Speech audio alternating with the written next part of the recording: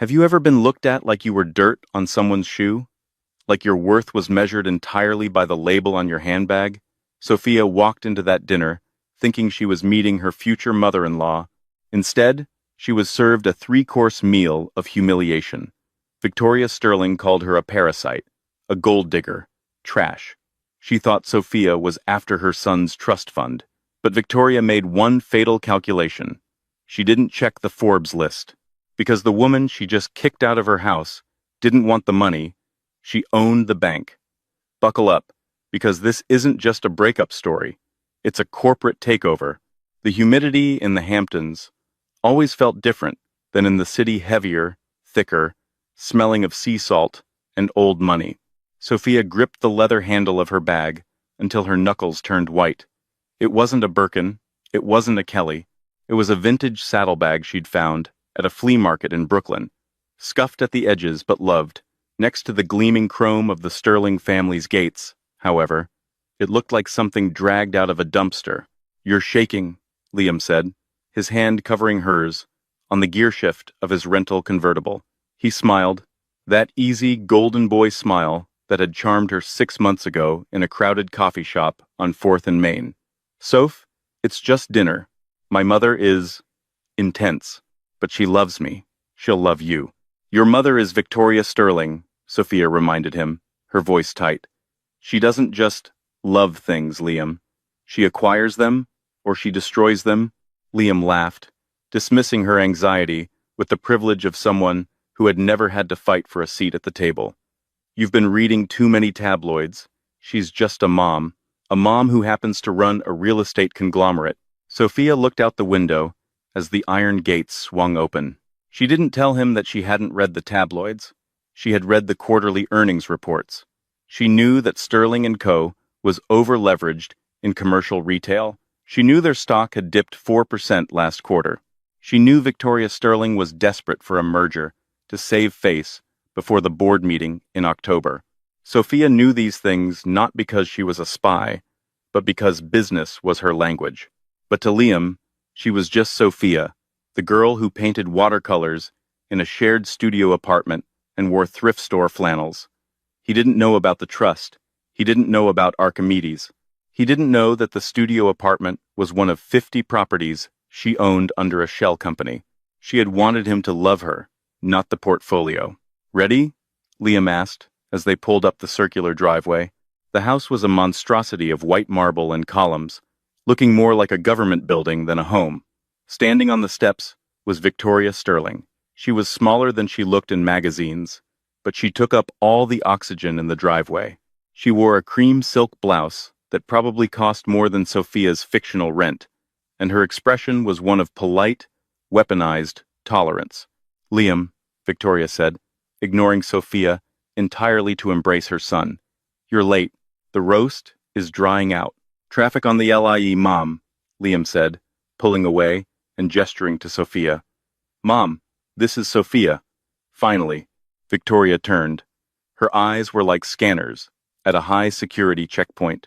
They started at Sophia's scuffed boots, traveled up the frayed hem of her jeans, which she'd thought were chic, but now felt underdressed, and landed on her face. There was no warmth, no welcome, just a cold calculation of value. "Sophia," Victoria said. She didn't extend a hand. Liam mentioned, "You're an artist." "That's right," Sophia said, forcing a smile.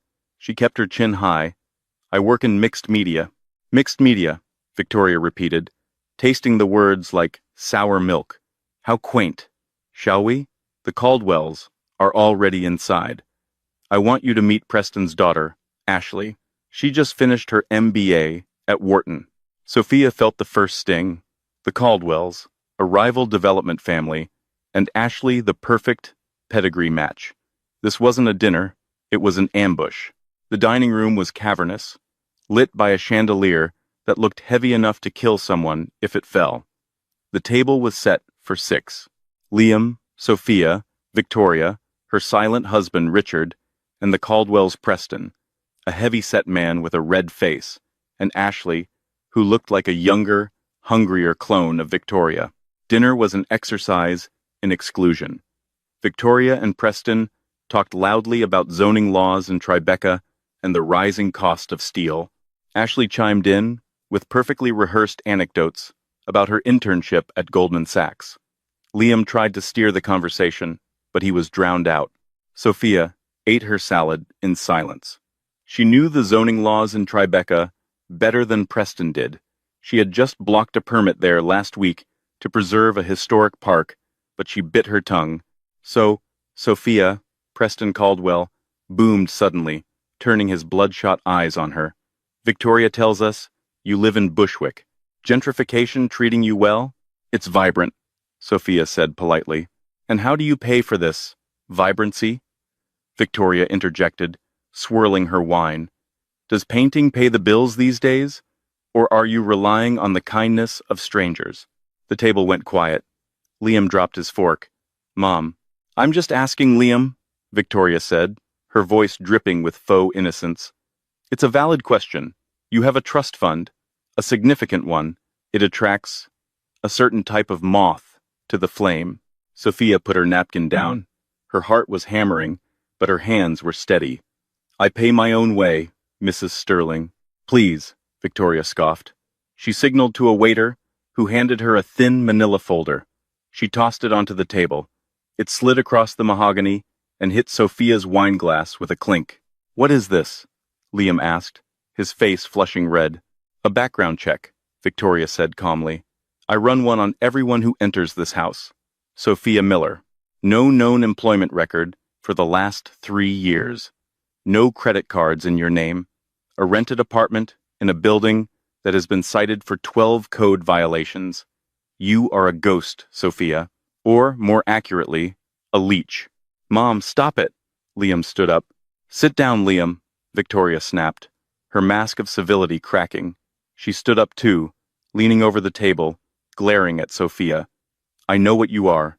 You found a nice, soft boy with a heavy wallet, and you dug your claws in.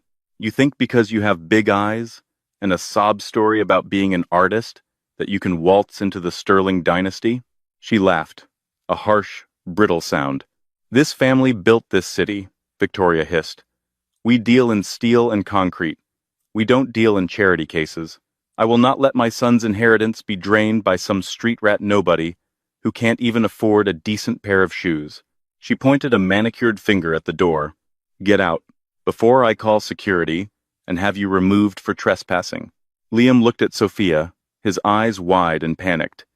He looked like a child caught between two parents. Soph, tell her she's wrong. Tell her you work. Sophia looked at Liam. She saw the doubt in his eyes. He didn't defend her. He asked her to prove herself. That hurt more than anything, Victoria said. Sophia stood up slowly. She picked up the folder, the background check, that was so comically incomplete because her privacy team cost more than Victoria's entire legal department. You missed a few pages? Sophia said softly. Get out, Victoria screamed. Sophia turned to Liam. Are you coming? Liam looked at his mother, then at the Caldwells, watching with glee, then at his inheritance, invisible but heavy in the room. He looked down at the table. I can't, Soph. She's my mother. Maybe you should go. Just for tonight. The silence that followed was deafening. Sophia nodded. Once. Okay, she whispered. She turned and walked out of the dining room. She walked down the long marble hallway, past the portraits of Sterling ancestors, who looked just as miserable as Victoria. She walked out the front door, down the steps, and into the humid Hampton night. She didn't cry. Not yet. She pulled her phone from her dumpster bag. It was a custom encrypted device. She dialed a number that only 5 people in the world had. Yes, Miss Miller? A deep voice answered on the first ring. Marcus, Sophia said, her voice turning into steel. Initialize the acquisition of Sterling & Co. The hostility level, ma'am?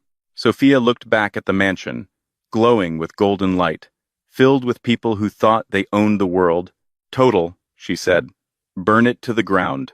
The black Lincoln Navigator that pulled up to the curb, 5 blocks away from the Sterling estate, didn't belong to a rideshare app. The driver, a man with a neck thick as a tree trunk and eyes that missed nothing, stepped out and opened the rear door. Rough night, Miss Miller? He asked, his voice gravelly but kind. Drive, Silas, Sophia said, sliding into the climate-controlled interior. Take me to the tower. And call Graham. Tell him to assemble the war room. I don't care that it's Sunday night. Yes, ma'am.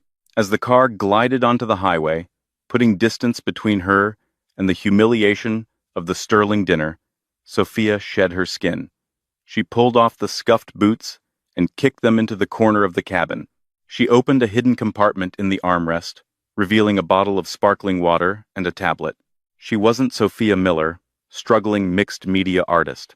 She was Sophia van der Hoven, sole heiress to the van der Hoven shipping and banking fortune, and the founder of Chimera Capital, a private equity firm known on Wall Street as the Vulture's Nest. She had spent 6 months playing the role of a pauper. It was an experiment, a test. After her last relationship ended because the man was more interested in her board seat than her heart, she had promised herself she would find someone who loved her. Just her. She thought she found that in Liam. She unlocked her tablet. Her wallpaper was a photo of her and Liam at Coney Island, eating hot dogs. He looked so happy. You didn't fight for me, Liam, she whispered to the screen. You let her throw me out like trash. She deleted the photo. Connect me, she said to the air. The car's speaker system chirped. Sophia? A British voice filled the car. This was Graham, her chief of operations, and the only father figure she had left after her parents died in a plane crash 10 years ago. Silas says, you're coming in hot. I assume the meet the parents dinner went poorly? Victoria Sterling handed me a background check and called me a leech, Sophia said, her voice devoid of emotion. She thinks I'm after Liam's trust fund. Graham made a sound that was half laugh, half choke. His trust fund? That account barely covers your fuel costs for the jet. Did you tell her? No, Sophia said. I'm going to show her. Graham, what's the current exposure of Sterling & Co.? Give me 30 seconds. The sound of typing was furious. Okay, they are heavily leveraged on the Hudson Yards project. They have a bridge loan of $400 million maturing in 3 weeks. The lender is First City Bank. Victoria is counting on refinancing, but with the current interest rate hikes, she's shaky. Buy the debt, Sophia commanded. Excuse me? Contact First City. Offer them 105 cents on the dollar for the Sterling debt package. They'll take it to get the risk off their books. I want to own every cent she owes. Sophia, Graham warned, his tone shifting to professional caution. This is personal. You know the rules. We don't trade on emotion. This isn't emotion, Graham. It's education, Sophia said, staring at the passing lights of the New York skyline. Victoria Sterling prides herself on knowing the value of things. I'm going to teach her the price of arrogance. Buy the debt. Then, trigger the covenants.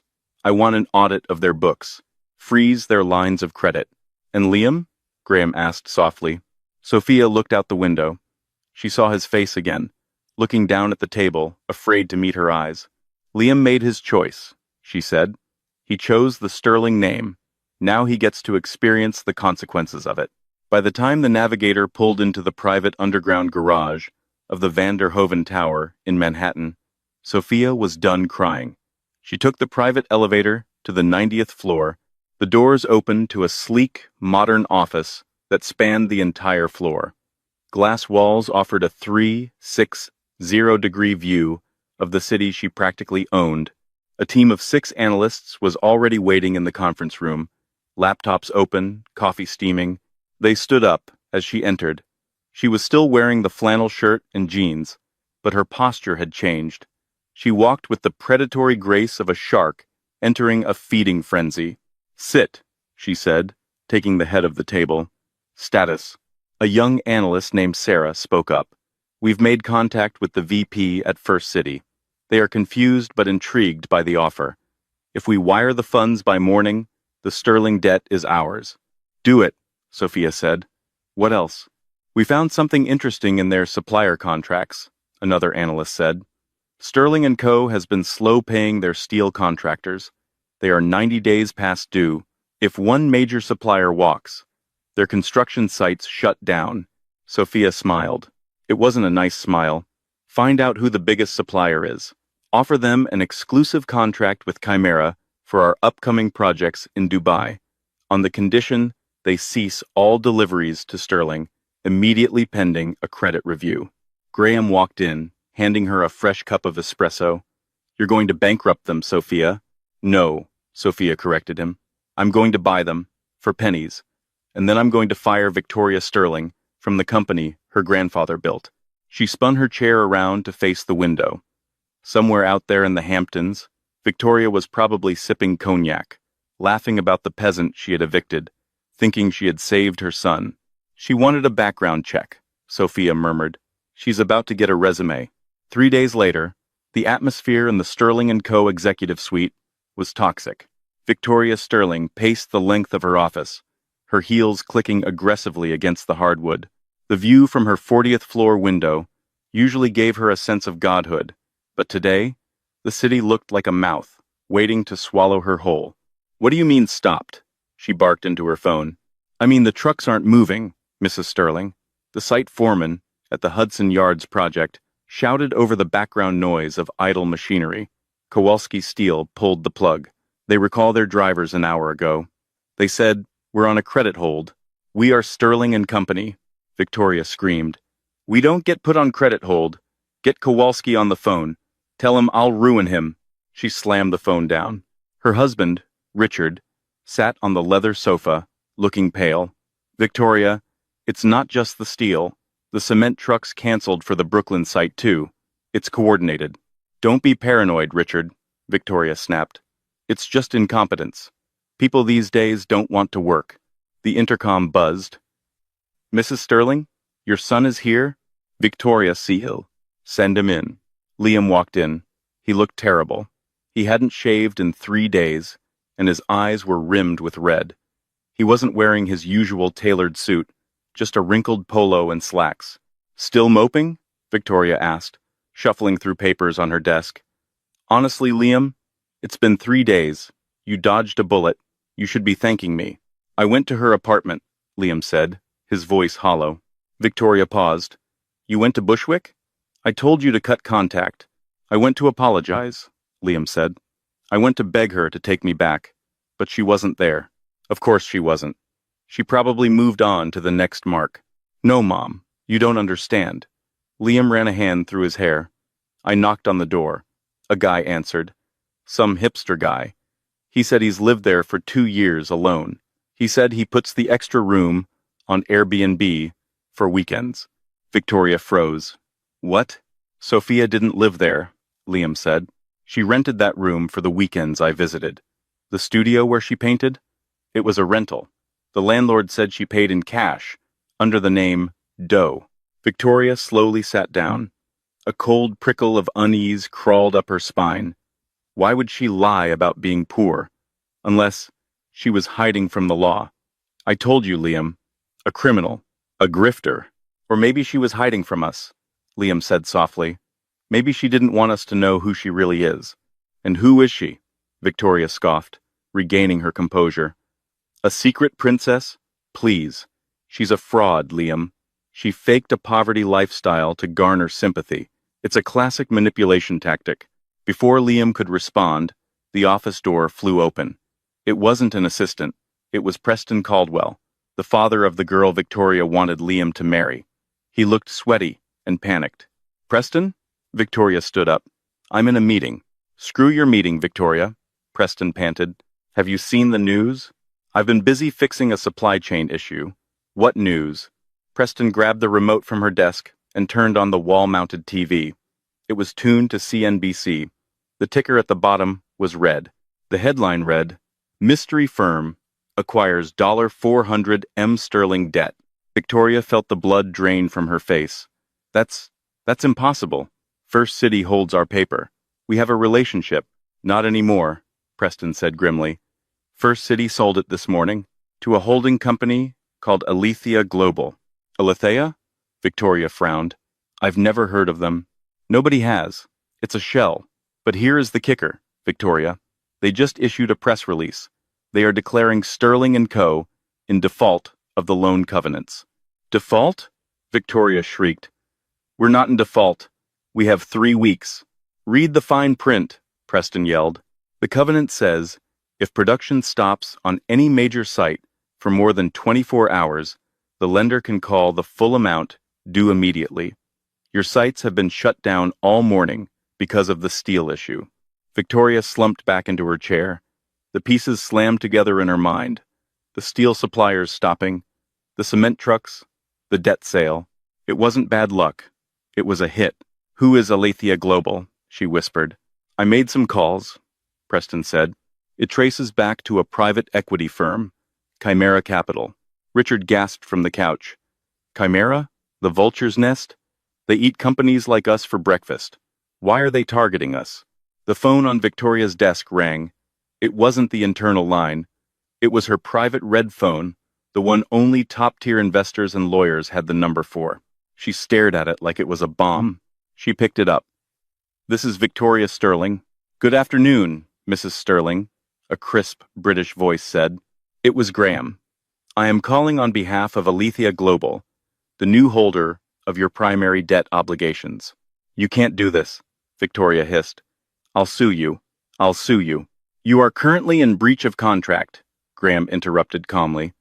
The full sum of $412 million, including penalties, is due by close of business tomorrow.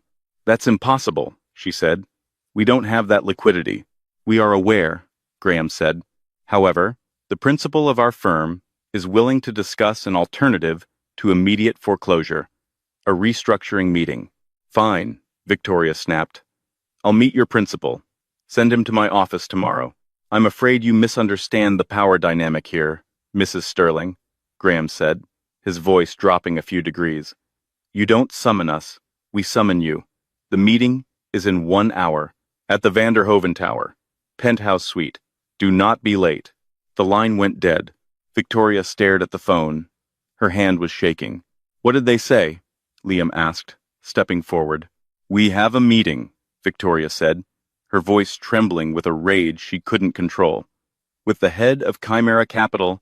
I'm coming with you, Liam said. No, Victoria said.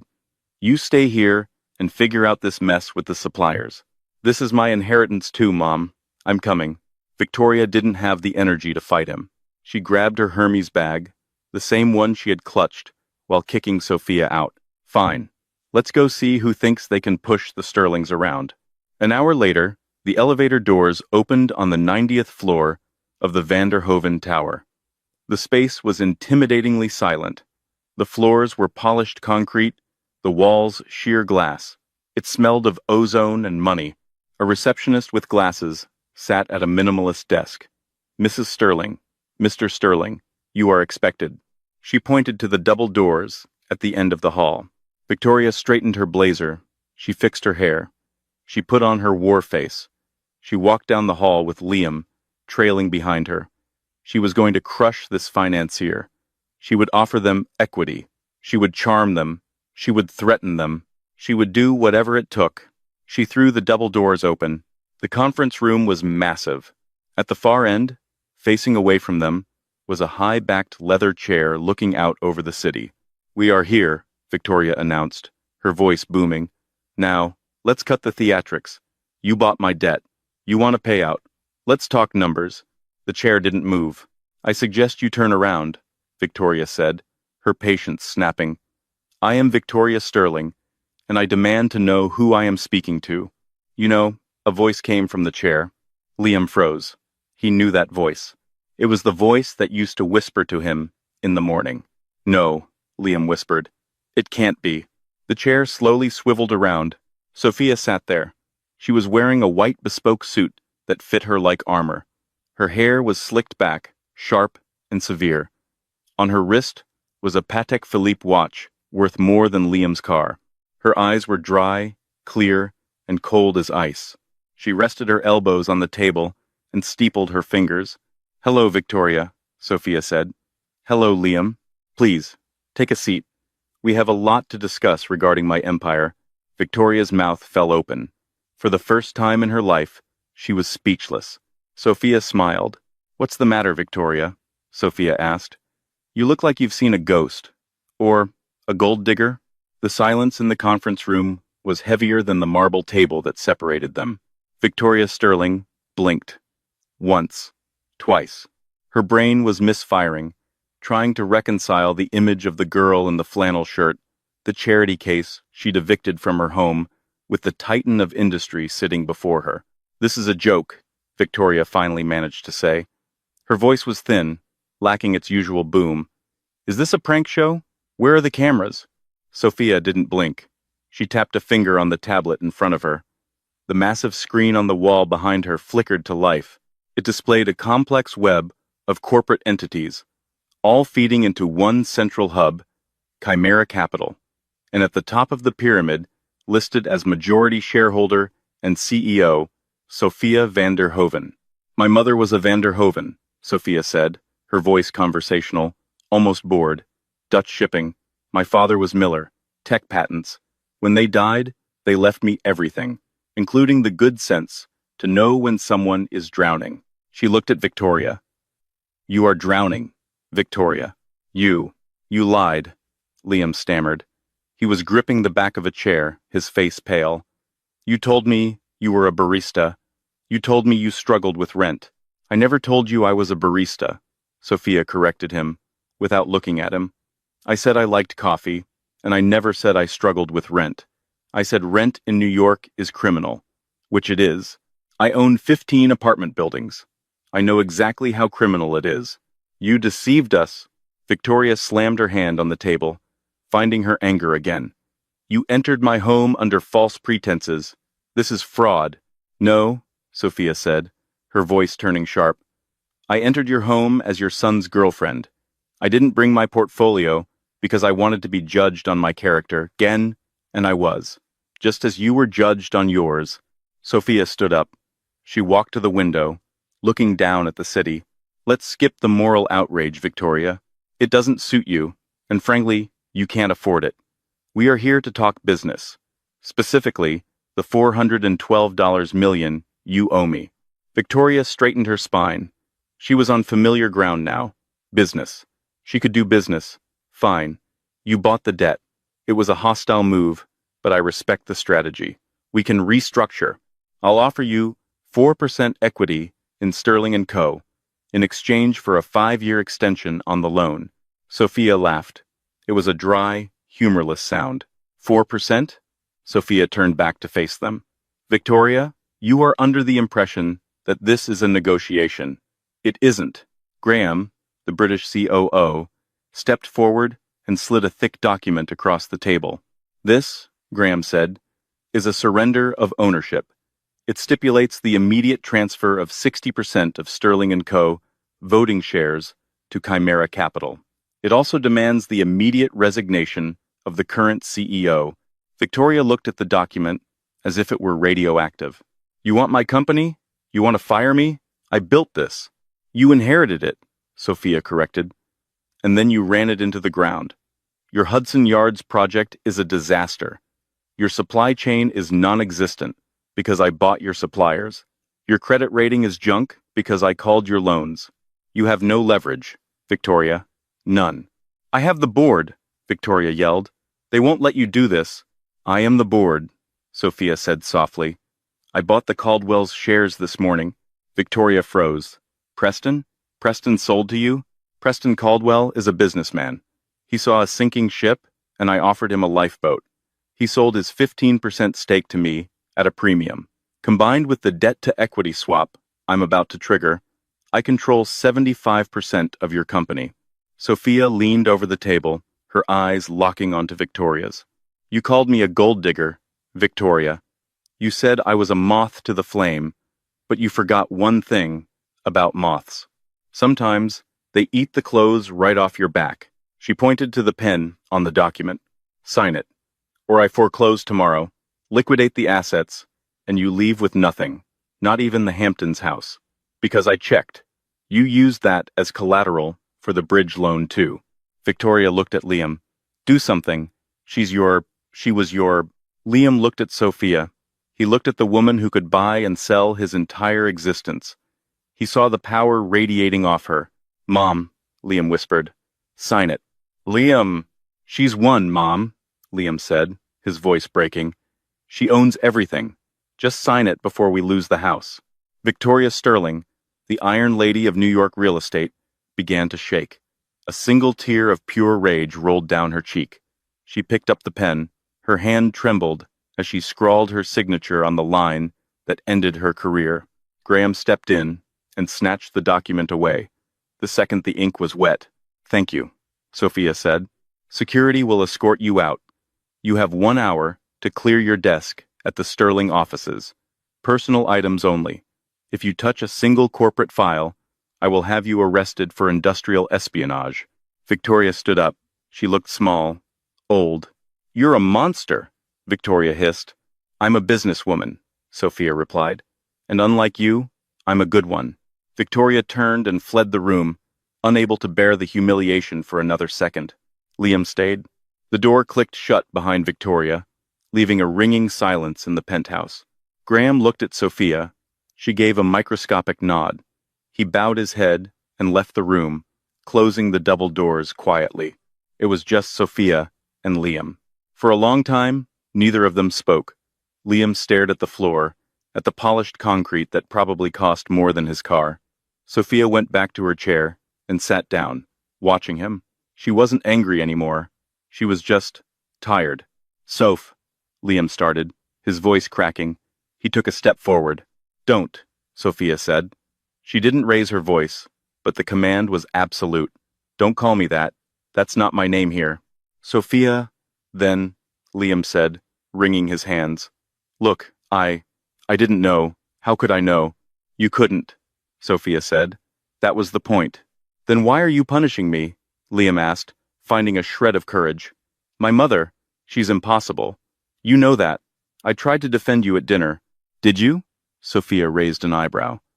"I seem to recall you sitting there, staring at your plate, while she called me a parasite. I seem to recall you asking me to prove I had a job. You didn't say, 'I love her, Mom,' and that's enough. You said, 'Tell her you work, Soph.'" Liam flinched. "I was in shock. She had that background check. And that's what matters to you, isn't it?" Sophia stood up and walked around the desk, leaning against the front of it. The paper, the resume, the pedigree. "No, I loved you." "You loved the idea of me," Sophia said, sadly. "You loved the quirky artist girl who looked up to you. You loved feeling like the provider. You loved being the prince, rescuing the pauper. But the moment that dynamic was threatened, the moment your mother questioned my value, you folded." She crossed her arms. "I have been looking for a partner, Liam, not a dependent. I hid my money because I wanted to know if a man could love me. Not the Vanderhoven fortune, not the jet, me. I did love you," Liam insisted, stepping closer. He reached for her hand. "I still do. We can fix this. You're rich? Great. That makes things easier, doesn't it? Mom can't say anything now. We can be together. We can be a power couple." Sophia pulled her hand away, as if he had burned her. "You really don't get it," she whispered. "You think this is about money? Isn't it?" Liam gestured to the room. "You just bought my family's company to prove a point." "I bought your company because it was a good investment at a distressed price," Sophia said coldly. "That's business. But us? We're done because of what happened on those steps." "What steps?" "When she kicked me out," Sophia said, her eyes flashing. "I stood on that driveway. I waited. I waited for you to walk out that door. I waited for you to say, 'If she goes, I go.' I would have taken you with me, Liam. I would have given you the world. I would have made you CEO of this company instead of firing your mother." Liam's jaw dropped. "But you didn't come out," Sophia continued. "You stayed inside. You chose the safety of the mansion. You chose the trust fund. You chose the status quo." She walked back to her chair and sat down, dismissing him with her posture. "You called me a gold digger, Liam. Or at least, you let her call me that. But look at us now." She gestured to herself, the bespoke suit, the office, the empire. Then she gestured to him, disheveled, panicked, his future uncertain. "I didn't need your gold," Sophia said softly. "I have my own. You were the one clinging to the sterling gold, because without it, you're terrified. You're nothing." Liam stood there, the truth hitting him like a physical blow. He realized, with a sickening lurch, that he had been testing her for worthiness, while he was the one failing the test. Sophia, Graham has a check for you in the lobby, Sophia said, opening her laptop. It's for the equity in your trust fund. I'm liquidating it as part of the restructure. You're cashed out. I don't want the money, Liam said. Take it, Sophia said, not looking up. Because as of tomorrow, I'm cutting off your allowance. It's time you learned what it's actually like to struggle for rent. Consider it. Character building. Please, Liam whispered. Goodbye, Liam. He waited for another moment, hoping for a crack in the ice, hoping for the girl who used to paint in the studio to come back. But that girl was gone. Or maybe she never existed. Liam turned and walked to the door. He felt heavier than he ever had in his life. He walked out of the office, past the silent assistants, and into the elevator. As the doors closed, Sophia finally looked up. She stared at the closed doors. She didn't cry. Leaders of empires didn't cry over bad investments. They wrote them off and moved on. She pressed the intercom button. Graham? Yes, ma'am? Get the PR team ready. I want a press conference at 9 a.m. We're announcing the rebranding of Sterling & Co. What are we calling it? Sophia smiled. A genuine, dangerous smile. Phoenix Industries. Because we're going to burn the old way down and build something new from the ashes. Understood. And, are you all right, Sophia? I'm fantastic, Graham, she said. I just saved myself a lifetime of disappointment. Get me the file on the Caldwell merger. I'm not done with them yet. She turned back to her screens. The numbers danced before her eyes. Profit, loss, margin, yield. These were things she could trust. These were things that never lied. But outside, the storm was just beginning.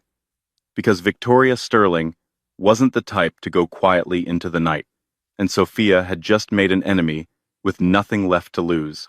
Exile did not suit Victoria Sterling. 2 weeks after being forcibly removed from her own building, she was pacing the floor of a suite at the Street Regis. It wasn't the penthouse, she couldn't afford that anymore, but she refused to downgrade to a standard room. She was burning through her personal savings at a terrifying rate, but appearances were the only currency she had left. Drink? Preston Caldwell asked, pouring himself a scotch from the minibar. He looked less like a titan of industry and more like a frightened rat. Put that away, Victoria snapped. We need a plan, Preston. That girl is dismantling my legacy. I heard she's rebranding. Phoenix Industries. It's an insult. She's mocking us. She owns the board, Victoria, Preston said, taking a gulp. She owns the debt. She owns the steel. There's nothing we can do. I sold my shares. I'm out. You should have taken the buyout. I will not take charity from a gutter snipe who tricked my son. Victoria hurled a vase across the room. It shattered against the wall. She humiliated me. She made me sign that paper. But she forgot one thing. What? She's new, Victoria said, her eyes narrowing. She's arrogant. She thinks because she has money, she understands construction. She doesn't know where the bodies are buried. Victoria grabbed her phone. She scrolled past the lawyers, who weren't returning her calls, until she found a number she hadn't used in 5 years. Garrett, she said, when the line connected. Mrs. Sterling? The voice was raspy. I haven't heard from you since the unions investigated the concrete pouring in. 18. I have a job for you, Victoria said, lowering her voice. The Hudson Yards site, the crane on the North Tower, the one Phoenix Industries is rushing to finish to prove they're competent. What about it? I recall you mentioning that the hydraulic pins on that model were temperamental. If they weren't maintained properly, there was a long silence on the other end. That could be catastrophic, Mrs. Sterling. People could get hurt. Make sure it happens at night, Victoria said coldly. When the shift changes, no casualties, just play structural failure. Enough to shut the site down, for months. Enough to tank the stock price of Phoenix Industries. Enough to make Sophia look incompetent and dangerous. It'll cost you. Double the usual rate. Done, Victoria said. Just do it tonight. I want to wake up to the news of her failure. Meanwhile, in the newly renovated offices of Phoenix Industries, Sophia was staring at a spreadsheet that didn't make sense. Graham? She called out. Come look at this. Graham walked over, setting down a stack of files. What is it? More unpaid invoices? No, Sophia said, frowning. It's the pension fund. Victoria was pulling money out of the employee retirement accounts for the last 3 years. She was funneling it into a shell company called VS Holdings in the Caymans. Graham adjusted his glasses. That's embezzlement. That's federal prison time.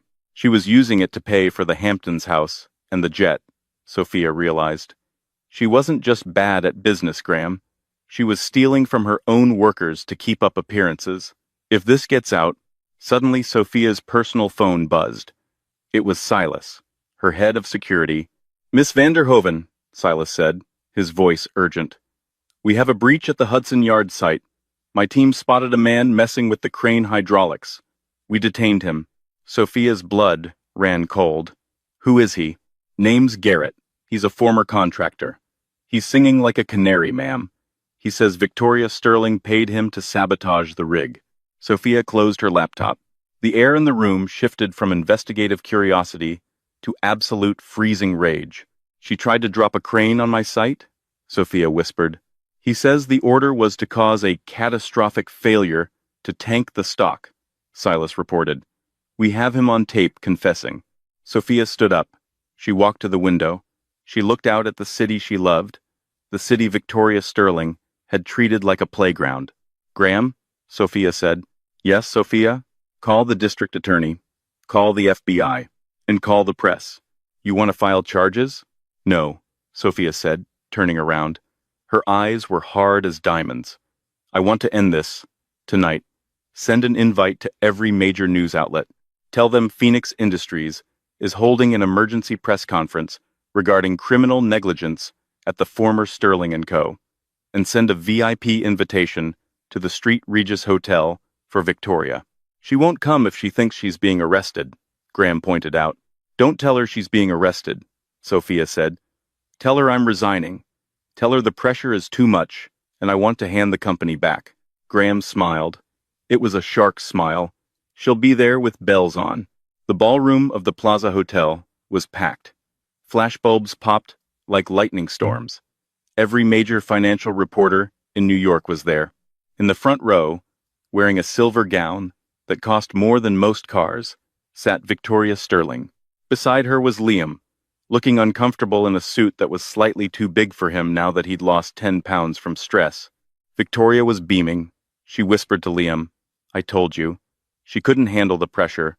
She's a child playing dress-up. Tonight, we take it all back. Liam didn't answer. He just stared at the empty podium. The lights dimmed. Sophia walked out. She wasn't wearing a gown. She was wearing a simple black turtleneck and trousers. She looked like Steve Jobs, mixed with a predator. She walked to the microphone, placed a single folder on the podium, and looked directly at Victoria. Thank you all for coming, Sophia said. Her voice was amplified, crisp, and clear. When I acquired Sterling & Co. 2 weeks ago, I did so with the intention of saving a legacy. I thought I was buying a distressed company. She paused. I was wrong. I was buying a crime scene. The room went silent. Victoria's smile faltered.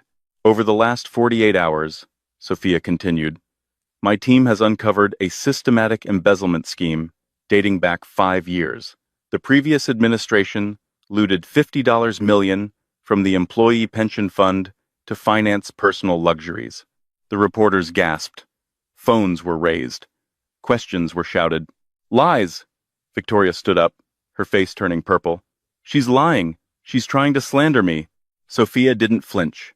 She pressed a button on the podium. The massive screen behind her lit up. It wasn't a spreadsheet. It was a video. Grainy, night vision footage showed a man Garrett being held by security guards at the construction site. Voice on tape. Why were you cutting the line, Garrett? Garrett. She paid me. Victoria Sterling paid me. She said she wanted the stock to crash. She said to break the crane. The ballroom erupted. It was chaos. Victoria stood frozen, her hand covering her mouth. She looked around, realizing the trap had snapped shut. Victoria Sterling, Sophia said, her voice cutting through the noise. You didn't just steal from your workers. You attempted to sabotage a live construction site. You risked the lives of my employees to satisfy your ego. The side doors of the ballroom burst open. 6 FBI agents and windbreakers marched in. Victoria Sterling, the lead agent shouted, "You are under arrest for embezzlement, corporate espionage, and conspiracy to commit endangerment." Victoria screamed as they grabbed her. "Get your hands off me. I am a Sterling. Liam, tell them." Liam stood up. He looked at his mother, struggling in the handcuffs. He looked at the video of the man who could have killed innocent workers. Then, he looked at Sophia. She was watching him, her face unreadable. "Liam!" Victoria shrieked as they dragged her toward the exit. "Help me!" Liam shook his head slowly. "I can't, Mom. You did this." He sat back down and put his head in his hands. As the doors closed on Victoria's screams, Sophia turned back to the microphone. "The Sterling name is dead," she announced. "From today, all assets are seized by Phoenix Industries. We will replenish the pension fund from my personal reserves. No worker will lose a dime, and we will build, not for vanity, but for the future." She walked off the stage. 3 months later, the coffee shop on 4th and Main was crowded. It was raining. Sophia sat in the back corner, wearing a hoodie and reading a book. She looked like anyone else, except for the security detail, sitting 2 tables away. The bell rang. Liam walked in. He looked different. He was wearing work boots and a canvas jacket. He looked tired, but he looked real. He saw her. He hesitated, then walked over. "Security didn't tackle me," he said, offering a weak smile. "I told them to let you through," Sophia said. She closed her book. "Hello, Liam. I saw the quarterly report," Liam said. "Phoenix stock is up 20%. You actually saved the pension fund." "It was the right thing to do," Sophia said. I wanted to give you this." Liam reached into his pocket and pulled out a check. It was wrinkled. Sophia looked at it. It was the buyout check she had given him. The millions for his trust fund. "I haven't cashed it," Liam said. "I don't want it." "Why?" "Because it feels like hush money or pity money." Liam looked down at his boots. "I got a job. A real one. I'm working in logistics for a shipping company in Jersey. Entry level. It sucks. But I pay my own rent." Sophia looked at him. For the first time in months, her eyes softened. "You're paying your own rent?" she asked. "Yeah, it's a studio. Smaller than the one you pretended to live in, but it's mine." He pushed the check toward her. "Take it back. I don't want to be a Sterling anymore. I just want to be Liam." Sophia looked at the check. Then she looked at Liam. She saw the boy she had fallen in love with, finally emerging from the shell of his mother's expectations. She picked up the check. She ripped it in half, then in quarters. "Good," Sophia said. "Does this mean—" Liam started, hope flaring in his eyes. "Does this mean I have a chance? Can we start over? Coffee? For real this time?" Sophia stood up. She gathered her bag. She looked at Liam, and for a second, she considered it. She remembered the Coney Island hot dogs. She remembered his laugh. But then she remembered the dinner. She remembered the silence when she needed him most. "I'm proud of you, Liam," Sophia said gently. "Really. You're finally becoming the man I thought you were." She placed a hand on his shoulder. "But I'm not the same woman anymore. I'm not looking for a project. I'm running an empire." She pulled away. "Keep the coffee," she said, "and keep working. You'll find someone. Someone who doesn't know who you used to be." Sophia walked out into the rain. Her driver opened the door of the black SUV. She slid inside. "Where to, Miss Vanderhoven?" Silas asked. Sophia looked out the window. She saw Liam sitting in the coffee shop, watching her go. He looked sad, but he didn't look broken. He looked like he was just starting. "The airport, Silas," Sophia said, opening her laptop. "We have a merger in Tokyo to close." The car pulled away, disappearing into the city lights. Sophia didn't look back. She had gold to dig, but not the kind found in the ground. The kind you build, brick by brick, until no one can ever tear you down again. And that is how Sophia Vanderhoven turned a breakup into a billion-dollar acquisition. Victoria Sterling thought she could judge a book by its cover, but she ended up getting crushed by the whole library. In the end, Sophia didn't just get revenge. She got justice for the employees, saved a company, and forced Liam to finally grow up, even if she didn't stay to hold his hand. What do you think? Did Sophia go too far by destroying the mother? Or did Victoria get exactly what she deserved? And was she too hard on Liam at the end? Or was walking away the ultimate power move? Let me know in the comments below. I read every single one. If you enjoyed this story of corporate karma, smash that like button, subscribe, and hit the bell so you never miss a story. See you in the next one.